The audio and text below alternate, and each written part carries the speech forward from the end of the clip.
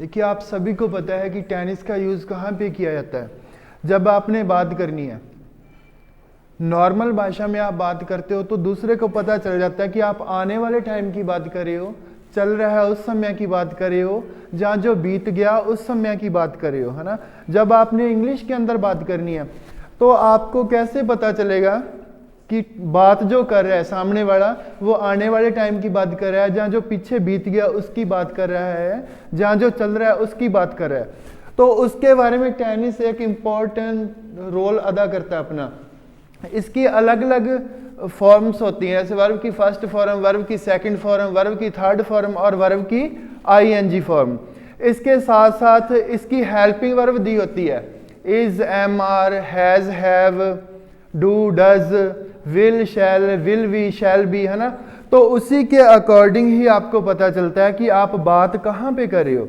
Will शैल लगा रहे हो तो फ्यूचर की बात हो रही है ना। वाज वर लगा रहे हो तो पास्ट की बात हो रही है ना। Is, am, are, has, have लग रहा है तो प्रेजेंट की बात हो रही है। तो सबसे पहले क्या है, प्रेजेंट है, पास्ट है, फ्यूचर है। इसको तीन के अंदर डिवाइड किया गया है। एक तो आने वाला समय है जिसे भविष्य बोलते हैं, एक बीता हुआ समय है जिसे भूतकाल कहा जाता है, एक जो चल रहा है उसे क्या कहते हैं, वर्तमान, वर्तमान काल, है ना। तो इसको आगे फिर सभी के चार चार रूप हैं। फर्स्ट है इंडेफिनेट, सेकंड कॉन्टिन्यूस, 3 नंबर पे परफेक्ट और उसके बाद परफेक्ट कॉन्टिन्यूस। कौन सा, इंडेफिनेट, इसका मतलब होता है अनिश्चित। इंडेफिनेट मतलब अनिश्चित, कॉन्टिन्यूस जो चल रहा है, परफेक्ट जो खत्म हो चुका है, कुछ समय पहले खत्म हुआ है, उसके लिए परफेक्ट का यूज करते हैं। परफेक्ट कॉन्टिन्यूस जो पहले का चला हुआ है और अभी भी चल रहा है, पहले का चला हुआ है और अभी भी चल रहा है, उसके लिए परफेक्ट कॉन्टिन्यूस। इसके बाद फिर आगे इनके चार चार रूप फिर से हैं, एफर्मेटिव, नेगेटिव, इंटेरोगेटिव और इंटेरोगेटिव नेगेटिव। क्लियर हुआ स्टूडेंट, समझ में आया। वैसे तो मैं कई दिनों से चला रखी है क्लास, डिटेल से बता रहा हूं आपको। फिर से देखिए एक बार, टेनिस के 3 रूप होते हैं, प्रेजेंट, पास्ट, फ्यूचर। इनके आगे फिर चार चार रूप हैं, indefinite, continuous, perfect, perfect continuous. इसके अंदर ही वर्ब की फॉर्म का यूज किया जाता है, वर्ब की फर्स्ट फॉर्म, वर्ब की सेकंड फॉर्म, वर्ब की थर्ड फॉर्म। वो आपको पता है कहाँ पे वर्ब की फर्स्ट फॉर्म लगती है, कहाँ पे सेकंड लगती है, कहाँ पे थर्ड लगती है। स्टूडेंट जो आपका कॉन्टिन्यूस है, 2 जगह कॉन्टिन्यूस आ रहा है, एक अकेला कॉन्टिन्यूस है और एक परफेक्ट कॉन्टिन्यूस है। दोनों के अंदर वर्ब की फर्स्ट फॉर्म के साथ आईएनजी का प्रयोग किया जाएगा। 2 क्लियर हो गए आपके, कॉन्टिन्यूस और परफेक्ट कॉन्टिन्यूस, दोनों में वर्ब की फर्स्ट फॉर्म के साथ आईएनजी का प्रयोग किया जाएगा। 3 नंबर पे आपका है परफेक्ट और इसमें वर्ब की थर्ड फॉर्म। 3 टेंस आपके क्लियर हो चुके हैं। यहां भी कॉन्टिन्यूस है, वहां पे वर्ब की फर्स्ट फॉर्म के साथ आईएनजी का प्रयोग होगा। लगभग आप कंफ्यूज रहते हो कहां पे क्या लगाना है। जैसे ही आपके हाथ में पेपर आता है, आपको पता है ना ऑब्जेक्टिव टाइप पेपर होता है, उसमें ऑप्शन दिए होते हैं, है ना। पर आप कंफ्यूजन रहती है कहाँ पे वर्ब की फर्स्ट फॉर्म लगेगी, कहाँ पे सेकंड फॉर्म लगेगी, थर्ड फॉर्म कहाँ पे लगनी है। तो 2 में क्लियर हो चुका है, जहां भी कॉन्टिन्यूस है वहां पे वर्ब की फर्स्ट फॉर्म के साथ किसका प्रयोग हो रहा है, आईएनजी का। और आईएनजी हमेशा वर्ब की फर्स्ट फॉर्म के साथ ही आती है, ना तो सेकंड फॉर्म के साथ आएगी ना ही थर्ड फॉर्म के साथ आएगी। परफेक्ट 3 नंबर पे परफेक्ट है और तीसरी ही फॉर्म लगेगी इसके अंदर। 3 नंबर पे आपका परफेक्ट है और तीसरी ही फॉर्म लगेगी। लास्ट में है इंडेफिनेट, इसमें वर्ब की फर्स्ट फॉर्म का यूज किया जाता है। इंडेफिनेट के अंदर वर्ब की फर्स्ट फॉर्म का यूज किया जाता है, लेकिन पास्ट का इंडेफिनेट और इंडेफिनेट के अंदर एफर्मेटिव। पास्ट का इंडेफिनेट और इंडेफिनेट के अंदर एफर्मेटिव, उसमें वर्ब की सेकंड फॉर्म का यूज किया जाएगा। पूरे टेनिस में एक ही जगह वर्ब की सेकंड फॉर्म का यूज हो रहा है, वो कहाँ है, पास्ट, पास्ट का इंडेफिनेट और इंडेफिनेट के अंदर एफर्मेटिव। जैसे ही इसका नेगेटिव आएगा, जैसे ही नेगेटिव आएगा वहां पे वर्ब की फर्स्ट फॉर्म का यूज किया जाएगा। सिर्फ एफर्मेटिव के अंदर ही इसका प्रयोग किया जाएगा। स्टूडेंट ये समझ आ रही है ना आपको एफर्मेटिव क्या होता है, पता है? हैंड अप करना, किस किस को पता है एफर्मेटिव का मतलब? जो पहले से क्लासें ले रहे हैं, एफर्मेटिव का मतलब, नेगेटिव का मतलब। स्टूडेंट ये सीधा और सरल वाक्य है हाँ वाचक, जिसमें ना तो कोई नोट लगा हुआ है ना ही कोई क्वेश्चन पूछा गया है। एफर्मेटिव का मतलब क्या है? ना तो इसके अंदर नोट लगा होगा ना ही कोई क्वेश्चन पूछा जाएगा। जैसे राम स्कूल जाता है, राम स्कूल जाता है, Ram goes to school, simple वाक्य है। वो ही राम अब स्कूल नहीं जाता है तो वो नेगेटिव हो जाएगा।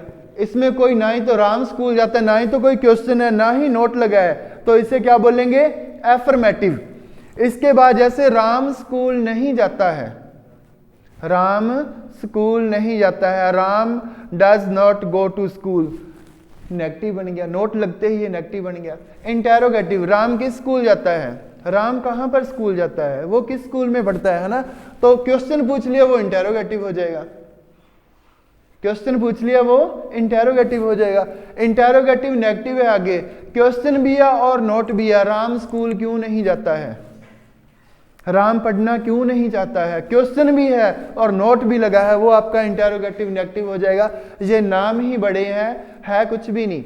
नेगेटिव लगा है तो मतलब नोट वाला वाक्य है, ये इंटेरोगेटिव है तो क्वेश्चन मार्क है। ना ही कोई क्वेश्चन पूछा गया ना ही नोट लगा है तो वो एफर्मेटिव है आपका, ठीक है। क्वेश्चन भी पूछा गया और नकारात्मक नोट भी आ रहा है, राम स्कूल क्यों नहीं जाता है, तो वो इंटेरोगेटिव नेगेटिव हो जाएगा। ये पहले क्या है? 3 रूप है। जैसे प्रेजेंट को खोलेंगे, इसका इंडेफिनेट भी है, कॉन्टिन्यूस भी है, परफेक्ट भी है, परफेक्ट कॉन्टिन्यूस भी है। जैसे इंडेफिनेट को ओपन करते हैं तो उसके अंदर ये चारों वाक्य आ जाएंगे, है ना। फिर नेक्स्ट वाला उठाते हैं, उसका कॉन्टिन्यूस उठाया तो उसके अंदर भी ये चारों आ जाएंगे। इसके पहले 3 है, फिर 4 रूप हैं, फिर आगे इनके फिर से दोबारा से 4 रूप हैं। पता चल गया आपको कहाँ पे वर्ब की फर्स्ट फॉर्म लगानी है, कहाँ पे वर्ब की सेकंड फॉर्म, और कहाँ पे वर्ब की थर्ड फॉर्म यूज होनी है, और कहाँ पे वर्ब की आईएनजी फॉर्म यूज होनी है। स्टूडेंट एक चीज और है, परफेक्ट का मतलब है काम हो चुका है, परफेक्ट का मतलब है काम हो चुका है, और पास्ट के अंदर भी जो काम हो गया उसकी बात होती है। पास्ट में जो काम हो गया, जहां हो गया था, उसकी बात होती है। तो परफेक्ट के अंदर और पास्ट के अंदर फर्क क्या है? जो काम अभी अभी समाप्त हुआ है, कुछ समय पहले ही खत्म हुआ है, उसके लिए परफेक्ट का यूज करेंगे। और जितना भी पास्ट है, कल से बाद की जितनी भी बातें हैं, चाहे 16वीं सदी की है, चाहे 11वीं सदी की है, चाहे ईसा पूर्व की बातें हैं, वो सारी की सारी पास्ट के अंदर आ जाएंगी। परफेक्ट के अंदर जो काम कुछ समय पहले खत्म हुआ है, उसके लिए अपने किसका यूज करेंगे? परफेक्ट का। क्लियर हो गया ये चार्ट सारा? कर दूं इरेज?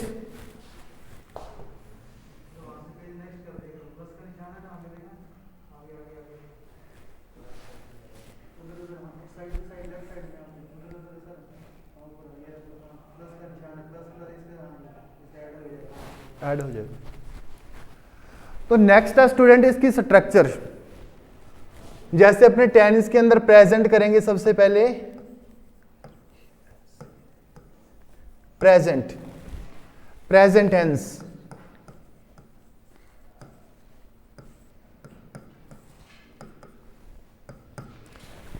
प्रेजेंट को खोला है, सबसे पहले क्या था आपका? इंडेफिनेट।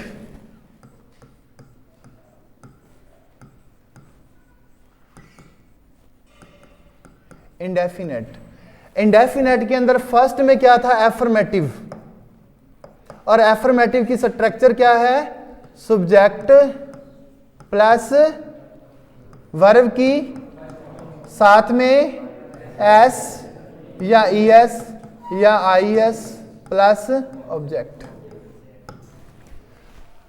सब्जेक्ट प्लस वर्ब की फर्स्ट फॉर्म एस या ईएस या आईएस या प्लस ऑब्जेक्ट। 2 ग्रुप बताए गए थे आपको। पूरे टेनिस के अंदर 2 ग्रुप चलेंगे जो आपको बताएंगे किसके साथ हैज लगना है, किसके साथ हैव लगना है, किसके साथ इज लगना है, किसके साथ आर लगना है। वो सारी चीज क्लियर करेंगे। वो 2 ग्रुप कौन से थे बताओगे स्टूडेंट?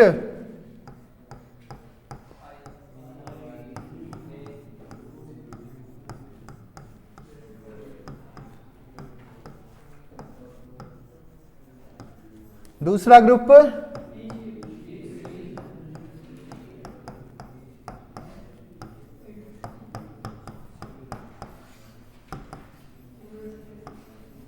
सिंगुलर। ये दो ग्रुप हैं, इसी में से सब्जेक्ट बनेगा आपका, या तो सब्जेक्ट आई होगा, वी होगा, यू होगा, दे होगा, या बहुवचन होएगा। इससे बाहर आपका नहीं बनेगा। ही है, शी है, इट है, सिंगुलर है, इसी में से आपके टोटल है वो सब्जेक्ट बनेंगे। उसी के अकॉर्डिंग ही आपने वर्ब की फर्स्ट फॉर्म के साथ एस का, ई एस का और आई एस का यूज करना है। तो देखिए स्टूडेंट, अगर तो इस वाले ग्रुप से आपका सब्जेक्ट बनता है तो सिर्फ वर्ब की फर्स्ट फॉर्म ही आएगी, उसके साथ एस या ई एस का प्रयोग नहीं होगा। अगर इस वाले ग्रुप से आपका सब्जेक्ट बनता है तो एस या ई एस का प्रयोग नहीं होगा, सीधा सब्जेक्ट प्लस वर्ब की फर्स्ट फॉर्म और ऑब्जेक्ट ही आएगा। अगर नीचे वाले ग्रुप से आपका सब्जेक्ट बनता है इस ग्रुप से, फिर वर्ब की फर्स्ट फॉर्म के साथ एस या ई एस या आई एस का प्रयोग होगा, अगर इस वाले ग्रुप से सब्जेक्ट बनता है। लेकिन एस किसके साथ लगना है, ई एस किसके साथ लगना है और आई एस किसके साथ लगना है, पता है किसी को? पता तो है, थोड़े दिन पहले बताया था। एस किसके साथ लगेगा और ई एस किसके साथ लगेगा। इसके लिए कंडीशन है, अगर वर्ब की जो स्पेलिंग है, आपकी क्रिया की जो स्पेलिंग है, उसके लास्ट में S, double S, S H, C H, O, X, Z, लेकिन ये कम आती हैं। जेड हो गया, इसका प्रयोग कम होता है, एक्स का कम होता है। Main double S, S H, C H, O, इनका यूज होता है। अगर जो आपकी वर्ब है उसकी स्पेलिंग के लास्ट में S, double S, S H, C H, O, X, Z आता है तो आपको किसका प्रयोग करना है? ई एस का। ठीक है। अगर लास्ट में वाई है, जो वर्ब की स्पेलिंग है, और उससे पहले कोई कॉन्सोनेंट है, लास्ट में वाई है और वाई से पहले कॉन्सोनेंट है। कॉन्सोनेंट का मतलब समझते हो? जैसे हिंदी के अंदर स्वर और व्यंजन बोलते हो, वैसे इंग्लिश के अंदर भी वॉवेल और कॉन्सोनेंट। वॉवेल कौन कौन से होते हैं? ए, ई, आई, ओ, यू, ये वॉवेल हो गए। इसको छोड़ के जो आपकी एबीसीडी है, बी है, सी है, डी है, एफ है, वो सारे क्या है? कॉन्सोनेंट। कंडीशन क्या है? लास्ट में वाई है स्पेलिंग के, और वाई से पहले कॉन्सोनेंट होना चाहिए। वॉवेल है तो ऐसे लगेगा। वाई से पहले कोई कॉन्सोनेंट आ रहा है तो वाई को हटा के फिर क्या है? आई ई एस जोड़ देंगे। वाई को हटा देंगे और आई एस जोड़ देंगे। स्पेलिंग देखना,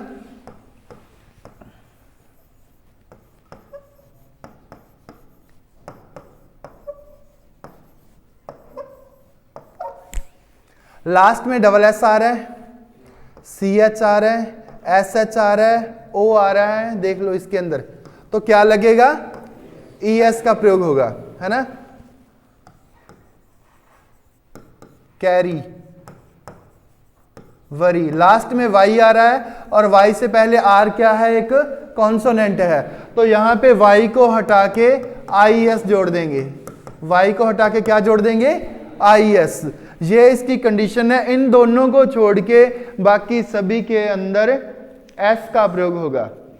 अगर लास्ट में ये आ रहा है तो आपने ई एस जोड़ना है। लास्ट में वाई है और वाई से पहले क्या है? कॉन्सोनेंट है, तो आपने आई एस जोड़ना है। बाकी सभी के अंदर अकेला एस आएगा। आपको पता चल गया स्टूडेंट?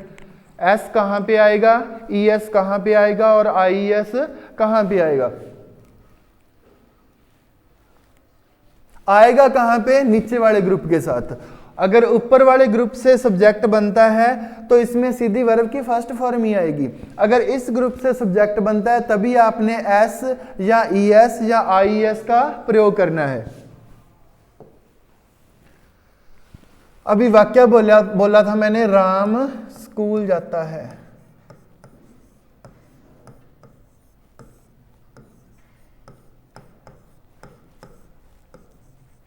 हिंदी के अंदर वाक्य आपका राम स्कूल जाता है। तो इसमें सब्जेक्ट कौन है? क्रिया क्या हो रही है? कहां जा रहा है? तो अपने स्ट्रक्चर में क्या था? सबसे पहले सब्जेक्ट, सब्जेक्ट में आ गया राम, उसके बाद क्रिया क्या हो रही है, गो, लेकिन लास्ट में क्या आ रहा है, ओ आ रहा है, तो इसमें ईएस लगेगा, ईएस लगेगा। कहां जा रहा है, गोज टू स्कूल। अब यहां पे राम की जगह पे मैं स्कूल जाता हूं,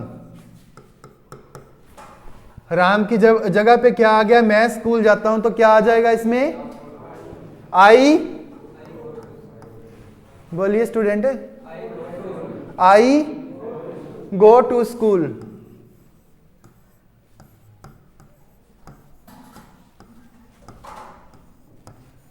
बस इस चीज का ध्यान रखना है, सिर्फ आपको स्ट्रक्चर दी होगी। सबसे पहले आपने सब्जेक्ट देखना है, कौन है, ही शी इट और सिंगुलर है, आई वी यू दे और प्लूरल है, कौन है। अगर आई वी यू दे और प्लूरल आ गया इसके अंदर, तो इसमें मैंने आपको बताया वर्ब की फर्स्ट फॉर्म ही लगेगी और कुछ नहीं लगना। अगर दूसरे ग्रुप से सब्जेक्ट बनता है, उसके अंदर राम क्या है, सिंगुलर आ गया, ही शी इट और सिंगुलर, राम क्या है, सिंगुलर है, तो इसके साथ एस या एस का प्रयोग होएगा। Clear student. फर्स्ट है आपका इंडेफिनेट, और इंडेफिनेट के अंदर अपने ये किया था एफर्मेटिव। फर्स्ट आपका इंडेफिनेट है, प्रेजेंट का इंडेफिनेट, और इंडेफिनेट के अंदर एफर्मेटिव। देन है नेगेटिव।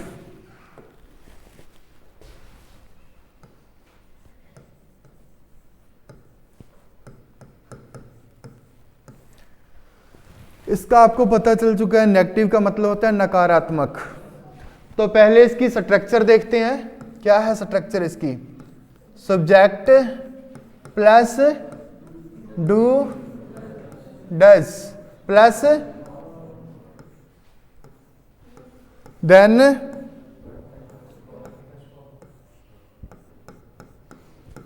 Plus object. नेगेटिव के अंदर क्या यूज करेंगे अपने, डू नॉट और डज नॉट का प्रयोग होएगा। किसका, डू नॉट और डज नॉट का। किसका है ये, प्रेजेंट, प्रेजेंट का इंडेफिनेट। फर्स्ट अपने एफर्मेटिव कर लिया है, देन है आपका नेगेटिव।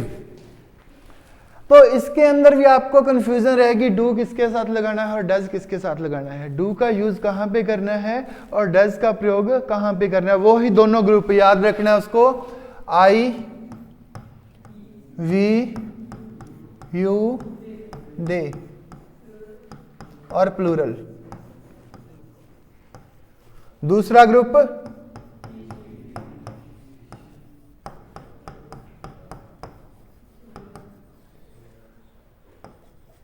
सिंगुलर। इस ग्रुप के साथ आवाज नहीं आ रही स्टूडेंट, और इसके साथ अगर सब्जेक्ट आपका इस वाले ग्रुप से बनता है तो आपने डू का प्रयोग करना है। अगर आपका सब्जेक्ट इस वाले ग्रुप से बनता है तो आपने डज का प्रयोग करना है। क्लियर है ना, समझा रहा है सभी को, है ना। डू कहां पे लगाना है और डज कहां पे लगाना है। आपने देखना है कि जो वाक्य बन रहा है वो कौन है। इस वाले ग्रुप से बन रहा है तो डू का प्रयोग, इस वाले ग्रुप से बन रहा है तो डज का प्रयोग। राम स्कूल नहीं जाता है,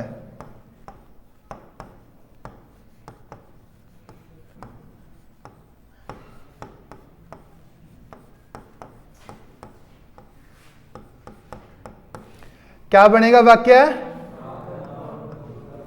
राम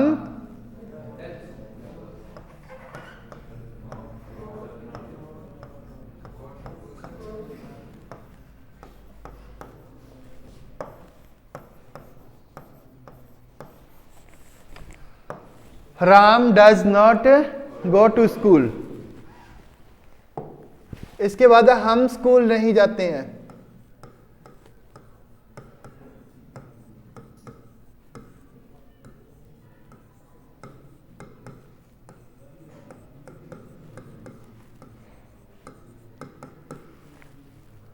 सब्जेक्ट कौन है, वी। आगे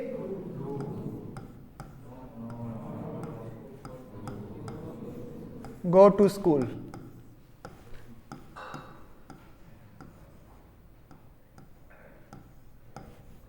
तो इसमें वो एस या यस वाला मैटर नहीं रहेगा, वो एफर्मेटिव में था, वो वहीं पे खत्म हो गया। अब ये नया शुरू हो गया, इसके अंदर आप डू का प्रयोग करना है और डज का प्रयोग करना है। वे स्कूल नहीं जाते हैं,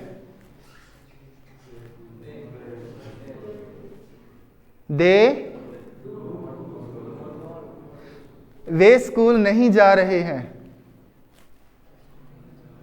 या तुम स्कूल नहीं जा रहे हो,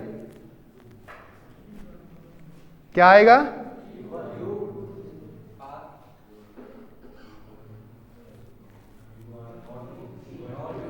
स्टूडेंट ये इसका नहीं है, आपने ये चीज भी देखनी है। हिंदी वाक्य के लास्ट में ता है, ती है, ते है आदि वाक्य आने चाहिए।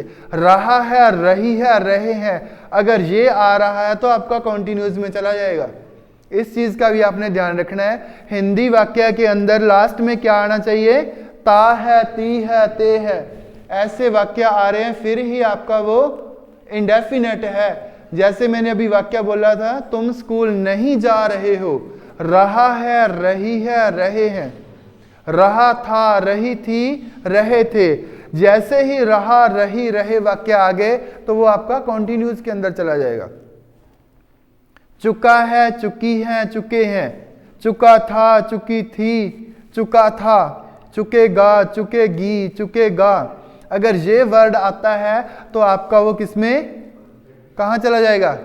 परफेक्ट के अंदर चला जाएगा। इस चीज का भी आपने ध्यान रखना है कि आप बात कहां पे कर रहे हो, तो स्ट्रक्चर आपकी उसी के अकॉर्डिंग ही होगी।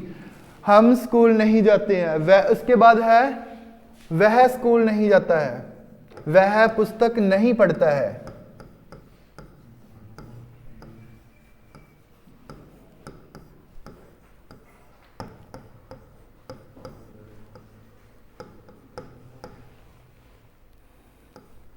क्या आएगा? ही डज नॉट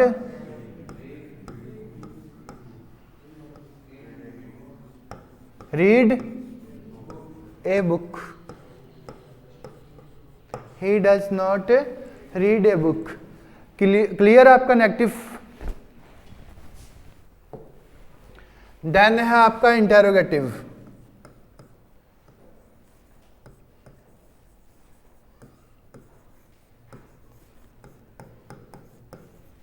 इंटेरोगेटिव, इसका मतलब क्या है? कोई ना कोई क्वेश्चन पूछा जाएगा। स्ट्रक्चर क्या है इसकी? स्ट्रक्चर ज्यादा आपने रट्टे नहीं लगाने। जो पहले थी, इससे पहले कौन सा था? नेगेटिव। नेगेटिव की स्ट्रक्चर क्या थी? सब्जेक्ट प्लस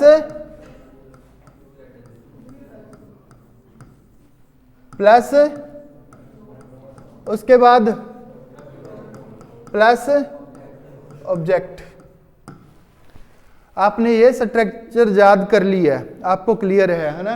तो इसी से ही अपने नेक्स्ट स्ट्रक्चर बनाएंगे। इसमें क्या है? डू है और डज है, उसको उठा के बाहर ले आएंगे। डू है और साथ में डज। नेगेटिव नहीं है तो नोट भी लगेगा नहीं, नेगेटिव नहीं है तो नोट भी नहीं लगेगा। डू और डज है, उसको उठा के अपने बाहर ले। उसके बाद 1 नंबर पे क्या है आपका? 2 नंबर पे, 3 नंबर पे सेम ही लिखना है। Do does plus plus plus और लास्ट में क्वेश्चन मार्क। इसकी दूसरी स्ट्रक्चर कौन सी है? WH प्लस बाकी सारा सेम है। आगे WH लिखना है, बाकी सारी स्ट्रक्चर सेम है।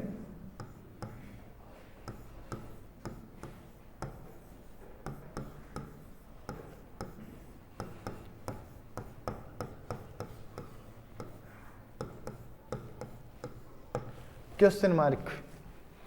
इसके अंदर इसका जो फॉर्मूला है, 2 फॉर्मूले बताए गए हैं। एक के अंदर डू डज से शुरुआत हो रही है और दूसरे के अंदर WH से शुरुआत हो रही है। आपको पता होना चाहिए कब आपने डू डज से शुरुआत करनी है और कब आपने WH से शुरुआत करनी है। 2 कारण इसके हैं और 2 ही कारण इसके हैं। एक तो क्या है कि आपको जो क्वेश्चन पूछा गया है उसका आंसर हाँ और ना में आए। क्या तुम पढ़ते हो? यस। क्या तुम स्कूल जाते हो? यस। हाँ और ना में बहुत सारे क्वेश्चन ऐसे होते हैं ना, कोई भी आपसे क्वेश्चन पूछा गया, आप हाँ और ना ही बोलते हो, इतना ही पूछा गया और उतना ही आप बता रहे हो, तो उसके लिए आपको ये वाली स्ट्रक्चर का यूज करना है। क्या है? क्वेश्चन का अगर आंसर हाँ और ना में आ रहा है। दूसरा, हिंदी वाक्यों के शुरू के अंदर ही क्वेश्चन मार्क वर्ड क्या, क्यों, कैसे, कब, कहां आदि वर्ड हैं शुरू में ही दे रखे हैं, तो भी इससे शुरुआत करेंगे, डू डज से, हेल्पिंग वर्ब से क्वेश्चन मार्क बनाएंगे। दूसरा है WH वाला, उसमें क्या था कि यदि आपके क्वेश्चन का आंसर हाँ और ना में आ रहा है तो आपने हेल्पिंग वर्ब से शुरुआत करनी है। और यहां पे क्या है, अगर आपको रीजन देना पड़ रहा है, रीजन बता रहे हो आप, कोई भी है हाँ और ना में जवाब ना देके तुम उसका रीजन बता रहे हो। मैंने पहले क्या पूछा था, क्या तुम स्कूल जाते हो? हाँ। तुम स्कूल क्यों नहीं जा रहे हो? तो कारण बताओगे ना, शादी में गए थे, कोई घर पे नहीं था, या मैं कई दिनों से बीमार चल रहा था, कारण बता रहे हो आप, तो वहां पे आपने क्या है, WH से शुरुआत करनी है। दूसरा, उसमें हिंदी वाक्यों में शुरू के अंदर क्या, क्यों, कैसे, कब, कौन शुरू में आ रहा था, इसमें बीच में आई, ये ही वर्ड जो क्वेश्चन मार्क वर्ड है वाक्य के बीच में आ रहे हैं तो WH से शुरुआत, शुरू में आ रहे हैं तो हेल्पिंग वर्ब से शुरुआत। क्लियर हुआ स्टूडेंट? कहां पे आपने डू डज से वाक्य बनाना है और कहां पे आपने WH से वाक्य बनाना है। क्या तुम स्कूल जाते हो?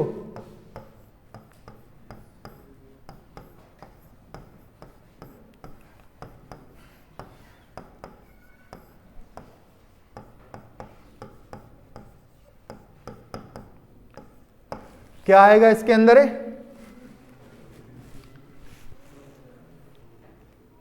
डू आएगा या डज? डू आएगा, क्योंकि तुम आ रहा है, सब्जेक्ट कौन है आपका? तुमको यू कहते हैं, तो फिर क्या है, आई वी यू दे वाले ग्रुप के अंदर किसका, डू का प्रयोग हो रहा था, डू। उसके बाद क्या आएगा?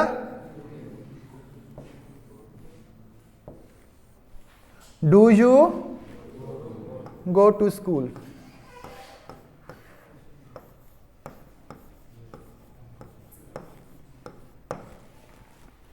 क्या तुम स्कूल जाते हो? Do you go to school. तुम स्कूल क्यों नहीं जाते हो?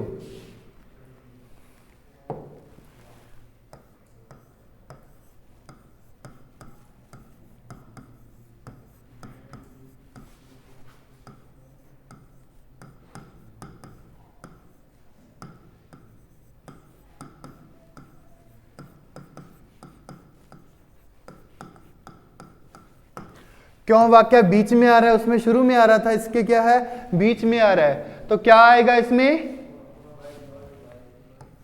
वाई।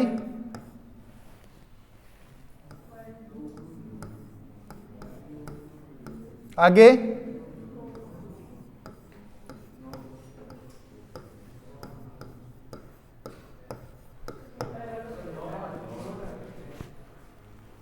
नहीं आ गया नेगेटिव, तुम स्कूल क्यों नहीं जाते हो, नेगेटिव आ गया। तो नेगेटिव के अंदर कहां पे आपने नोट लगाना है, नेगेटिव के अंदर नोट कहां पे लगाना है, वो चीज गौर करने वाली है, जो आपकी पहले वाली स्ट्रक्चर थी, डू डज। उसके बाद क्या आया था? वही तो बोल रहा हूं यार, पहले वाली सब्जेक्ट। सब्जेक्ट के जस्ट बाद नोट आएगा, why do you go, why do you not go to school. यहां पे आपने नोट लगाना है। जो आपका नेगेटिव है, इंटेरोगेटिव नेगेटिव, स्ट्रक्चर सारी सेम रहेगी, आपने सब्जेक्ट के जस्ट बाद क्या है, नोट का प्रयोग करना है, दोनों के अंदर ही, WH वाले में भी और हेल्पिंग वर्ब वाले में भी, दोनों के अंदर ध्यान रखना है। बाकी सारी स्ट्रक्चर सेम है। वहां पे नोट कहां पे लगेगा, कहां पे नोट लगेगा, सब्जेक्ट के जस्ट बाद आपका नोट लग जाएगा।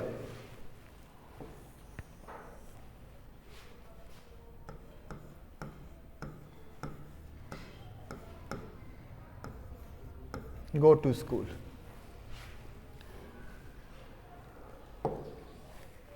क्लियर आपका? इंडेफिनेट क्लियर हो चुका है। स्ट्रक्चर एक बार फिर से मैं रिपीट कर देता हूं। इसका एफर्मेटिव उठाया था इंडेफिनेट के अंदर। सबसे पहले प्रेजेंट, प्रेजेंट का इंडेफिनेट, और इंडेफिनेट के अंदर एफर्मेटिव की स्ट्रक्चर क्या थी? सब्जेक्ट प्लस वर्ब की फर्स्ट फॉर्म, उसके साथ एस या ई एस या आई एस का प्रयोग प्लस ऑब्जेक्ट। उसके नेगेटिव की स्ट्रक्चर क्या थी? सब्जेक्ट प्लस डू नॉट या डज नॉट। डू डज के बाद नॉट लगता है, देन वर्ब की फर्स्ट फॉर्म प्लस ऑब्जेक्ट।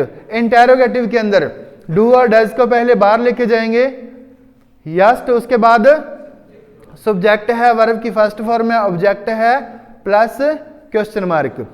और सेम ही स्ट्रक्चर के आगे दूसरी के अंदर डब्ल्यू एच लग जाएगा। डब्ल्यू एच है, डू डज है, सब्जेक्ट है, वर्ब की फर्स्ट फॉर्म है, ऑब्जेक्ट है, और लास्ट में क्वेश्चन मार्क है। सेम ही स्ट्रक्चर इंटेरोगेटिव, इंटेरोगेटिव की स्ट्रक्चर है। सेम ही सारी स्ट्रक्चर इंटेरोगेटिव नेगेटिव के अंदर आएगी, लेकिन वहां पे क्या है? सब्जेक्ट के यस्ट बाद नोट का प्रयोग होगा। ये आपके चारों क्लियर हो चुके हैं, एफर्मेटिव, नेगेटिव, इंटेरोगेटिव और इंटेरोगेटिव नेगेटिव। देन है आपका कॉन्टिन्यूज। किसका? प्रेजेंट, प्रेजेंट का कॉन्टिन्यूज।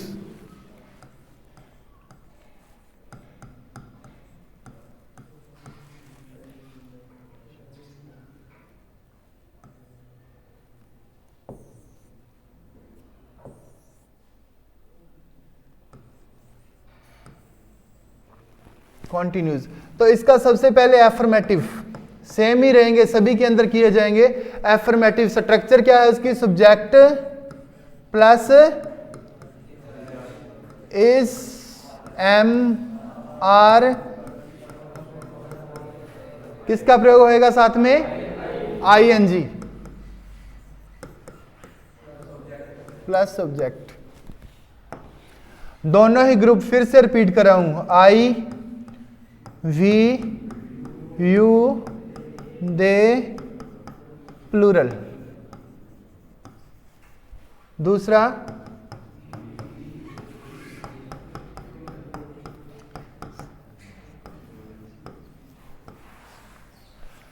आई के साथ हमेशा एम आता है। आई के साथ क्या आता है?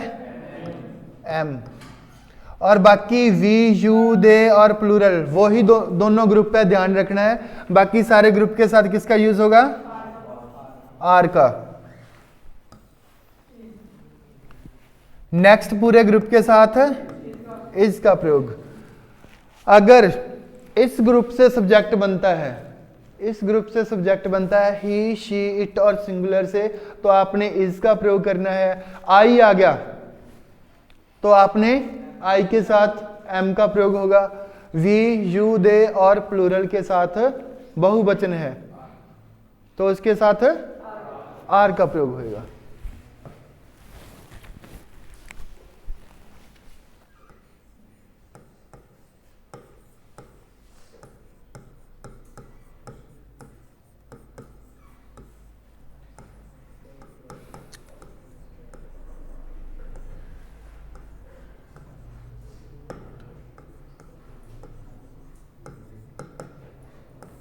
पक्षी आसमान में उड़ रहे हैं।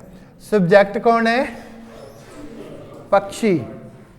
तो पक्षी एक है ना ज्यादा है? ज्यादा है, तो क्या आएगा? Birds.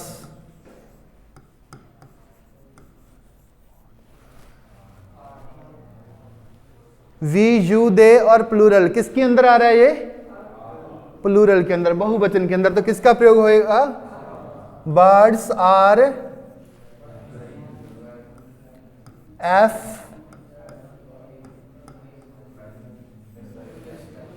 Flying in the sky.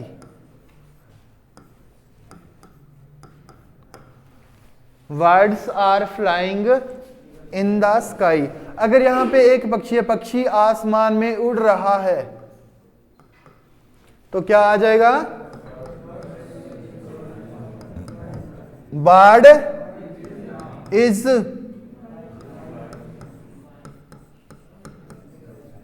बाकी सेम है।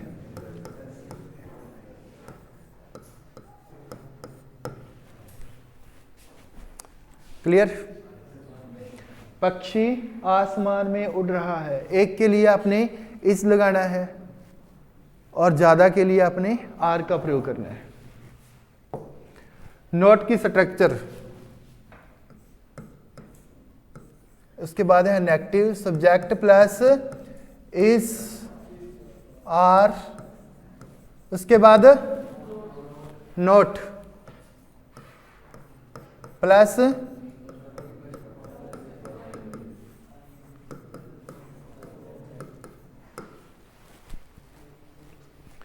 सेम ही वाक्य, पक्षी आसमान में नहीं उड़ते हैं।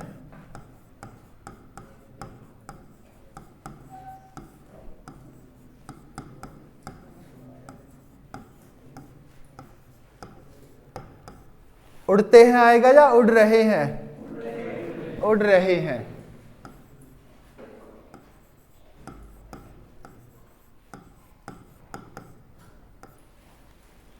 क्या आएगा? Birds are not flying in the sky.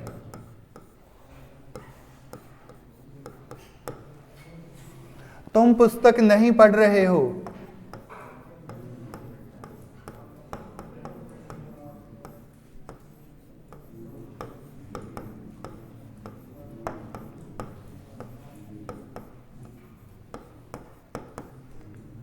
क्या आएगा? यू आर नॉट, क्या आएगा?